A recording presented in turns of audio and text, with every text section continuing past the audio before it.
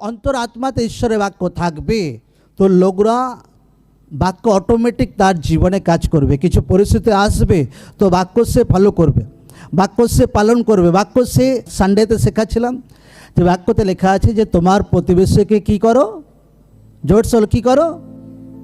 এবার যার অন্তরে বাক্য আছে সে প্রেম করবে, যার অন্তরে বাক্য নেই সে শুধু এক কান দিয়ে শোনে আর এক কান দিয়ে বার করে দেয়।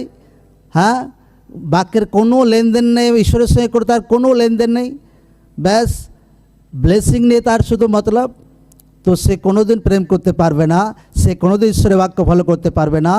এই জন্য অনেক লোক ফলবন্ত হতে পারে না, কারণ শয়তান তাদের জীবন থেকে বাক্যকে চুরি করে নিয়ে যায়। যদি কেউ বাক্য শুনছে আর বাক্য ফলো করতে পারছে না, মতলব আপনার হৃদয় আত্মা থেকে শয়তান বাক্য চুরি করছে। এবার লোকরা চিন্তা করুক, যদি কোনো চাষি জমিতে বীজকে বুনে দিয়ে যাচ্ছে, হ্যাঁ, কি ধানকেই বুনে দিয়ে যাচ্ছে, আর পাখি এসে সারে ধান যদি খেয়ে নিয়ে যায়, কি আর সেখান থেকে কিছু ফসল আসবে, ফল আসবে কিছু? জোরসে বলি হ্যাঁ কি না? তেমনি মানুষের হৃদয়েও সেম বাক্য বোনা হয়। বাক্য যখন প্রার্থনাতে আসছি তো আপনার হৃদয়ে ঈশ্বরের বাক্য বোনা হচ্ছে। কেন এই হৃদয়ে বাক্য বোনা দরকার আছে? কারণ আপনার হৃদয় ঈশ্বরের বাক্য নেই, মতলব শয়তানি ওয়ার্ডে আপনার হৃদয় ভরে আছে। ঈর্ষা, জেলেসি, ভয়, অবিশ্বাস, এগুলো সমস্ত কিছু অন্ধকার শক্তি দিক দিয়ে আসছে। কিন্তু ঈশ্বরের বাক্য যখন লোকরা শোনে, ঈশ্বরের বাক্য যখন কারো হৃদয়ে বোনা হয়, তো লোকদের স্বভাব চেঞ্জ হতে শুরু হয়। আমেন। লোকদের হৃদয় চেঞ্জ হতে শুরু হয়। আমেন। লোকদের জীবন চেঞ্জ হতে শুরু হয়। আমেন। এই জন্য যীশুখ্রিস্ট বলছে যে স্বর্গীয় পিতা যেমন সিদ্ধ, পবিত্র, পারফেক্ট আছে, তো তোমরাও তেমনি সিদ্ধ হও, তোমরাও তেমনি পারফেক্ট, তোমরাও তেমনি পবিত্র হও। মতলব প্রভুতে ঈশ্বরের মতো হওয়ার জন্যই আপনাকে মনোনীত করা হয়েছে। ঈশ্বর আপনাকে তার রাজ্যতে মনোনীত করেছে, আপনাকে নতুন লাইফ দিয়েছে যেন আপনি যীশুখ্রিস্টের মতো আপনি জীবনকে কাটাতে পারেন। আমেন। সেরকম মাইন্ড যেন আপনার মধ্যে আসুক, সেরকম স্বভাব যেন আপনার মধ্যে আসুক, সেরকম প্রেম যেন আপনার মধ্যে আসুক, সেরকম ঈশ্বরের তাকত যেন আপনার মধ্যে কাজ করুক, সেরকম অথরিটি শয়তানের উপর আপনার মধ্যে কাজ করুক। হার এক গুণ যেটা যীশু খ্রিস্টের মধ্যে ছিল সেটা যেন আপনার মধ্যে যেন দেখতে পাওয়া যায়। আমেন। হালেলুয়া। এইটা হচ্ছে ঈশ্বরের প্ল্যানিং, এইটা হচ্ছে ঈশ্বরের পরিকল্পনা। এই জন্য আমাদের বাক্য শেখা। আর যত যত নিজের হৃদয় আত্মা থেকে হ্যাঁ শয়তানের জিনিস বেরিয়ে যাবে, ঈশ্বরের জিনিস এন্টার করবে, তত তত সেই ব্যক্তি এই দুনিয়াতে ফলবন্ত হবে। আমেন। হালেলুয়া। কারণ ঈশ্বরের বাক্য আমরা শিখছিলাম সানডেতে কি প্রভুতে আনন্দ করিও, চিন্তা করিও না। আর শয়তান কাউকে বারবার চিন্তা দেয়, আচ্ছা পরিবারে কী হাল হবে, আচ্ছা এই প্রার্থনা উত্তর এলো না, আচ্ছা ওইটা কী হাল হবে, আচ্ছা ওইটা কী হাল হবে, আচ্ছা ঈশ্বরকে জিজ্ঞাসা করো, আচ্ছা হ্যাঁ ঈশ্বরের দাসকে জিজ্ঞাসা করো এটা আমার জীবনে কী হলো, আচ্ছা হ্যাঁ বাক্য দ্বারা ঈশ্বরকে জিজ্ঞাসা করো। শয়তান অল টাইম আপনাকে চিন্তা দেয় একদম।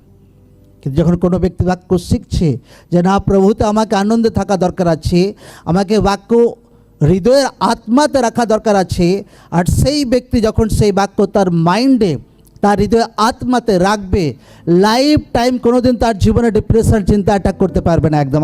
আমেন। আমেন। ঈশ্বর নামে জোর সে তারিফ করি সকলে।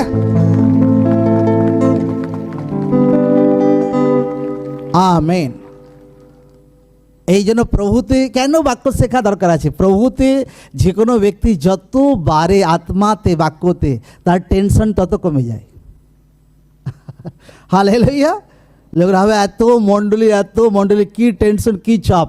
আমাদের তো কোনো টেনশনই লাগে না। কেন? বাক্য জেনেছি, ঈশ্বরকে চিনতে পেরেছি, ঈশ্বর বাক্যের ভেদকে জানতে পেরেছি যে কোন জায়গায় কীভাবে ফাইট করতে হবে, লড়াই করতে হবে। প্রভুতে লোকরা যত বাক্য শেখে তত টেনশন কমে যায়। কিন্তু লোকদের ভুল ধারণা যে হ্যাঁ 1000 লোককে মেনটেন করতে হবে, মতলব বহুত ব্যথা, বহুত স্ট্রেস, বহুত দুশ্চিন্তা। নো, এমন নয় একদম। পাস্টারদেরকে দেখি দুঃখী হয়ে থাকে, একদম দুশ্চিন্তায় থাকে, কোনো দিন নয়। হালেলুয়া। জয় যিশু। আমেন। এখানে বাক্য বলছি যে কার মতো হওয়ার জন্য আমরা মনোনীত হয়েছি? প্রভু যীশু খ্রিস্টের মতো। কার মতো? জোরসে বলবো, কার মতো? প্রভু যীশু খ্রিস্টের মতো। কি প্রভু যীশু খ্রিস্ট কি বিড়ি খেত? হ্যাঁ, ভাইরা জানে ভালো হবে। হালেলুয়া। সকালে বুঝতে পারছি কে নিন্দা চুগলি করতো? নিন্দা চুগলি করতো না।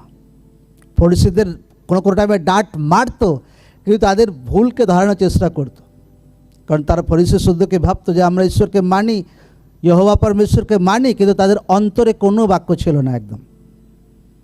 হালেলুয়া। ঈশ্বর এই কারণেই আপনাকে সানডেতে, বুধবারে বাক্য শেখায়, অনলাইনে বাক্য শেখায়, আপনার লাইফ যেন যীশু খ্রিস্টের মতো হোক। আমেন। বাক্য বলছে 14 পদে, তোমরা জগতের দীপ্তি, পর্বতের উপরে স্থিত নগর গুপ্ত থাকিতে পারে না। আর লোকে প্রদীপ জ্বালিয়া কাঠার নিচে রাখে না, কিন্তু দীপাধারের ওপরেই রাখে, তাহাতে তাহা গৃহস্থিত সকল লোককে আলো দেয়। আমেন। তদ্রূপ তোমাদের দীপ্তি মনুষ্যদের সাক্ষাতে উজ্জ্বল হোক, যেন তাহারা তোমাদের সৎক্রিয়া দেখিয়া তোমাদের স্বর্গস্থ পিতার গৌরব করে। বাক্য বলছে যে তোমরা যে আছো পৃথিবীর কি আছো? লবণ আছো। জোরসে বলো, কি আছে আমরা? কি আছে আমরা? নুন আছে। নুন মতলব নুন, একদম। নুনের কাজ কি? হ্যাঁ, লোকরা খাবারে দেয়, হ্যাঁ কি না? কিসের জন্য? স্বাদ আনার জন্য। কিসের জন্য? লোকরা অনেক টাইমে মাছে দেয়। আচ্ছা, মাছ ফার্স্ট সকালে ভাই কেনা হয়ে গেছে, চলো মাছ কেটে কুটে মাছে লবণ মাখিয়ে দাও। কেন লবণ দেওয়া হয়? যেন পচন না ধরে। হালেলুয়া। জোরসে বলো হালেলুয়া। নুনের অনেক কোয়ালিটি আছে, অনেক জায়গাতে নুন ব্যবহার করা হয়, হ্যাঁ, স্বাদ আনার জন্য, পচন থেকে সুরক্ষার জন্য। তেমনি বাক্য বলছে যে তোমরা যে আছো এই দুনিয়ার কি আছো? লবণ আছো। আপনি আপনার পরিবারে লবণ আছেন। আমেন। আপনার পরিবারকে আপনি শয়তানের হাত থেকে আপনি বাঁচাতে পারেন। আমেন। আপনার এরিয়াকে